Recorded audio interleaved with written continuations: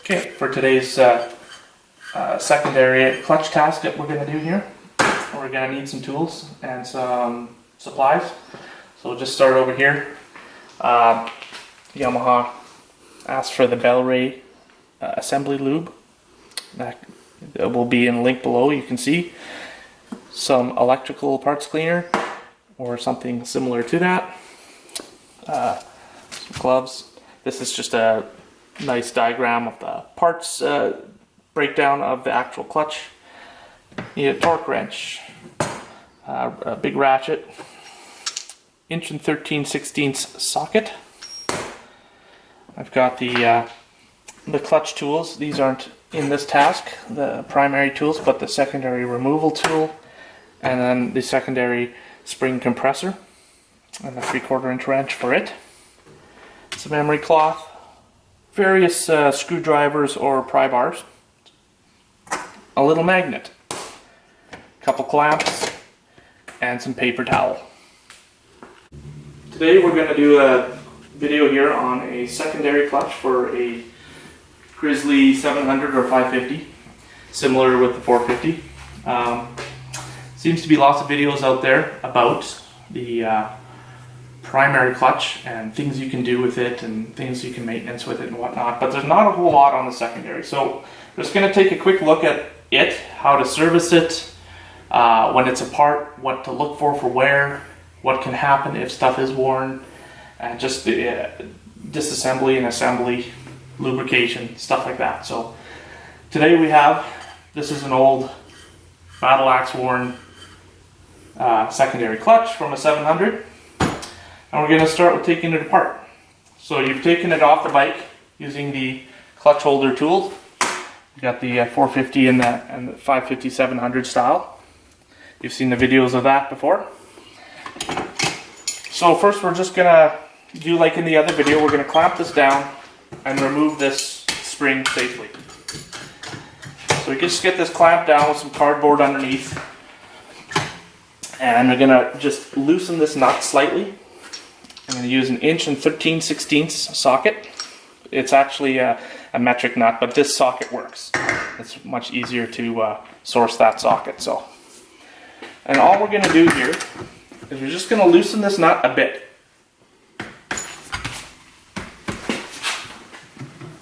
There, like even just a 1/4 turn. All we're doing is just loosening it. We obviously don't want to take it off because it's under spring tension and the spring would. That's dangerous, so we're not going to do that. Now it's loose. I'm going to take the clamps off. And we're going to use the spring compressor tool. Put it in the vise here.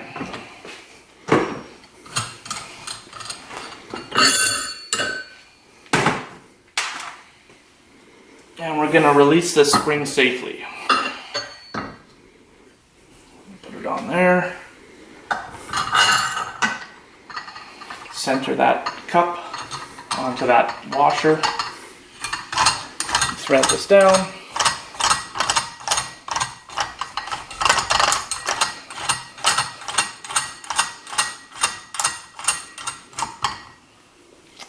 I'll use my wrench. Just tighten this up just slightly. And I should be able to undo this nut by fingers now, which I can. We're just unthreading that with our fingers. There, it's off the threads, and it's still arrested by the spring compressor tool. Now we can slowly release it safely.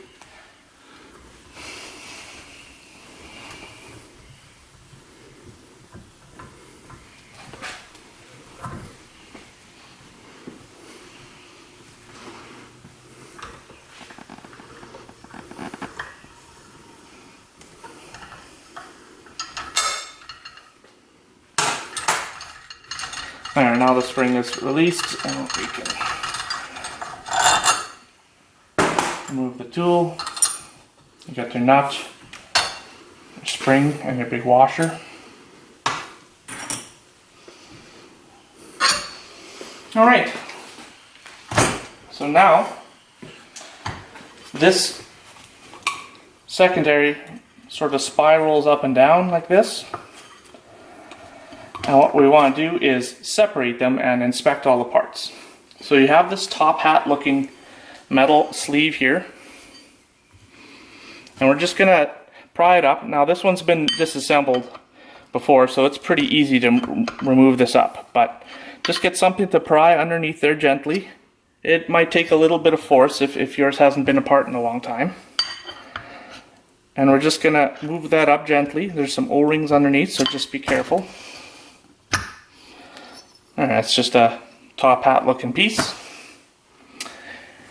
And what you have here is, you can see the movement of the clutch and the ramps and the pawls. And we're going to remove all these pawls. There's 4 of them all the way around. So use the magnet and you pull out each one.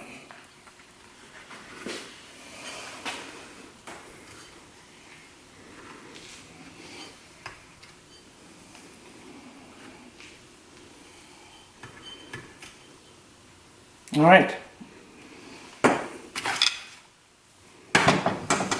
Well, this can be removed completely. And now you've separated apart. I'm going to take a quick break here and we're going to clean up all these parts. You can use a parts cleaner and just clean all this stuff up, get all the old grease and grime off of inside here and in the ramps. And in here, just clean it all up and then we'll pick up from there. Okay, so everything's clean here. You got the pawls, the top hat, the inner and outer sheave. So we're just going to take note of a few things here. I'm going to take this sheave and take a look and make sure there's a seal on the inside here. I'm going to just make sure it's not ripped or torn or really scored or something. Yamaha says to replace it every time you take these apart. There's one here as well, same thing. One on the inside and out. I don't think it's particularly necessarily that you replace it every time. If it looks good and it's in good condition, we're just going to leave it.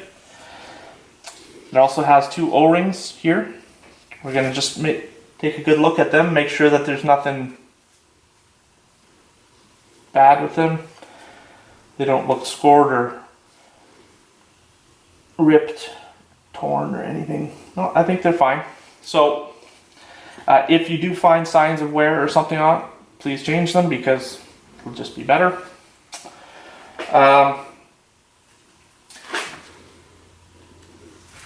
These ramps inside here and these pawls.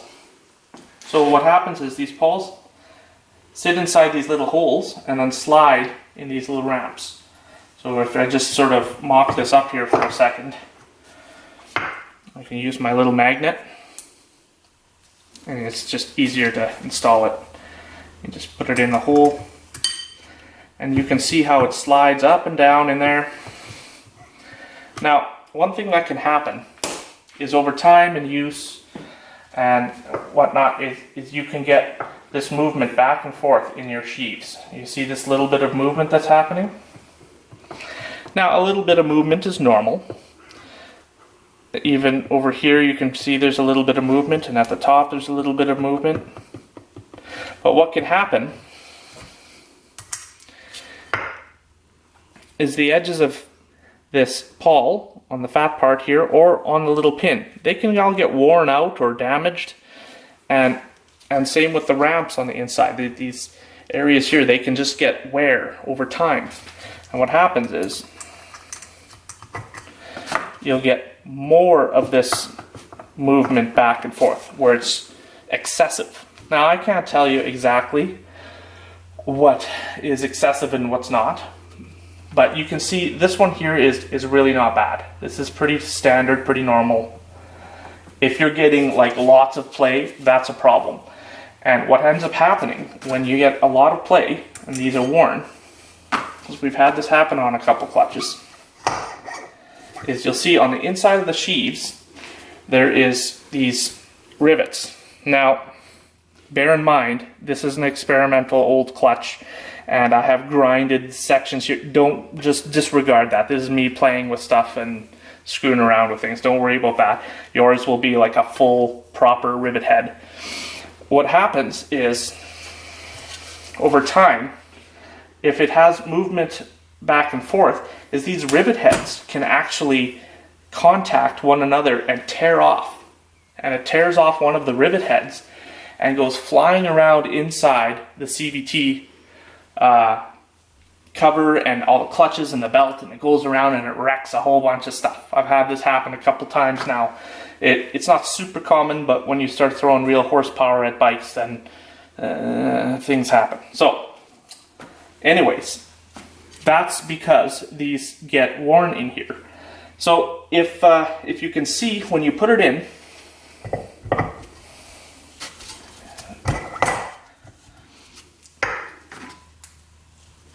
if you can see when you put it in here, oh, I'm screwing this up. There we go. And it's hard to see with the camera, but if you can just look right deep down in there, you can see how those rivets come real close to each other. Now I've got these all grinded down for something I was trying, but point is when it gets worn out, those rivets contact and it can rip one of the heads off, and then that head flies around in there. And that's a sign that this stuff is worn out and you should be looking at getting a new secondary clutch or a used one that's in good shape. So anyways, that's some of the stuff to look for. We got all the parts that are nice and clean here. We're also just gonna, people generally know this, but you can just gently rough up the outside edge of both sheaves, just to take the glaze off. You don't have to go crazy with it, but you can rough it up for a while, and then you're going to want to clean it. And these surfaces have to be perfectly clean. You don't want any grease, and most people know this, that just belts don't like that. It's going to slip, there's going to be problems. Some people use brake cleaner. I like to use an electrical parts cleaner. It leaves less of a residue than a brake clean. And you just spray them down, and you can just wipe it off nicely and make sure it's clean. You can see there's even just a little bit of dirt just from us doing stuff here. And so we'll get those nice and clean, and we're going to start assembly.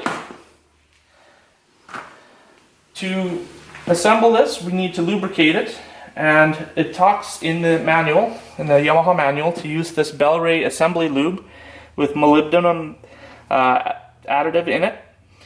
I don't have that product here today. What I do have is some AMSOIL grease, the synthetic grease with molybdenum additive in it.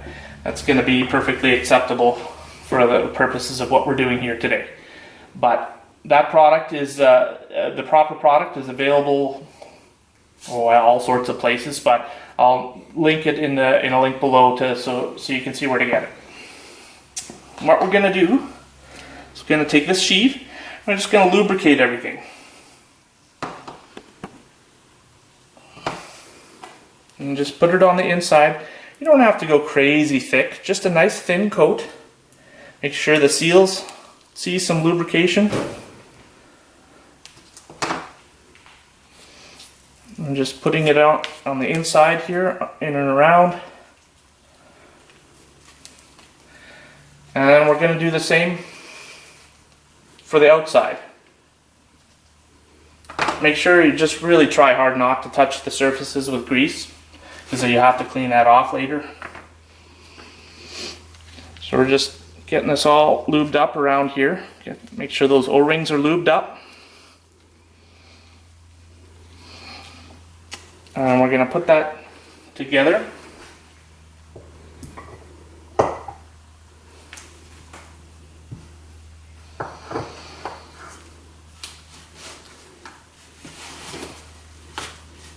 And we're going to line up the holes, and we're going to use our magnet there.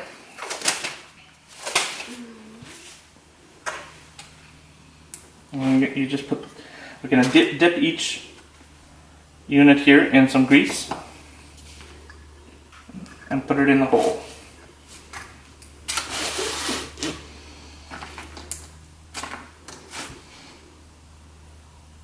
You just dab it on there.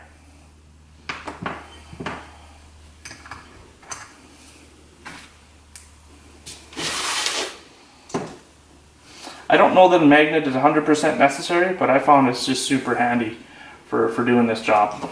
Just I'm trying to fiddle with trying to get these into the hole there.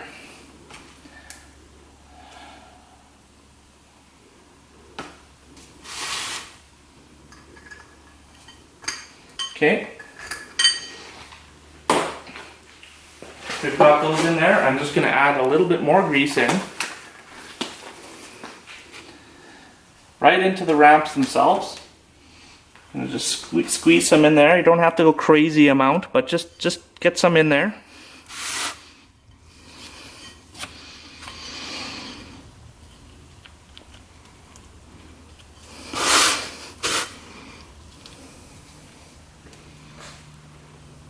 That was too much.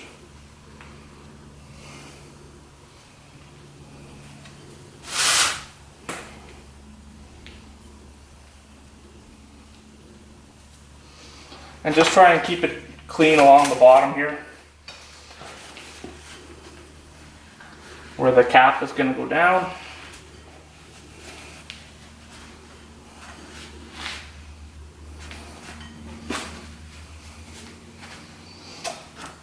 And now that all the pawls are in, this cap just goes down over the, pretty much slides down by hand, pretty easy. Just make sure it's all the way down. And it is. And there you go. Now we're gonna put the spring on, but you can just do this to move the grease around inside there to make sure it's all good. And before we put the spring on, it's a good opportunity now to use a rag once more. Some electrical parts cleaner. And get those sheaves nice and clean. No grease, no grime, no dirt. So that's there. We're going to throw it back onto the spring compressor tool here. Put your spring on, your cap and your washer or nut, washer and nut.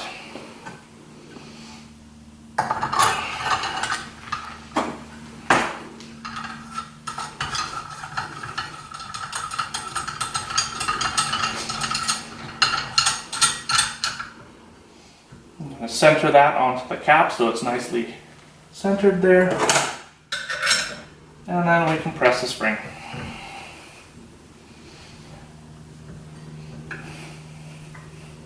And when it gets low enough, you might have to move it around a little bit just to pilot it onto the end of the shaft.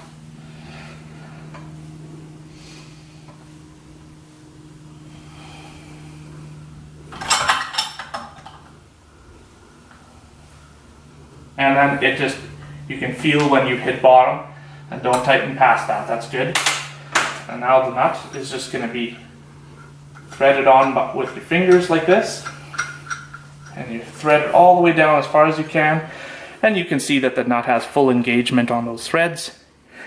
Once it has full engagement, then we know that it's safe to release the compressor tool. And we can go ahead and torque that nut up on the bench.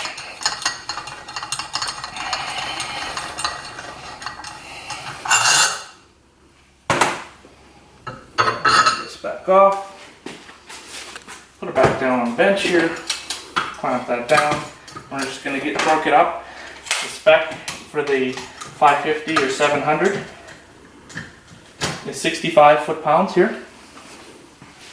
You get your torque wrench and your 1 13/16 socket. And just give that a torque up.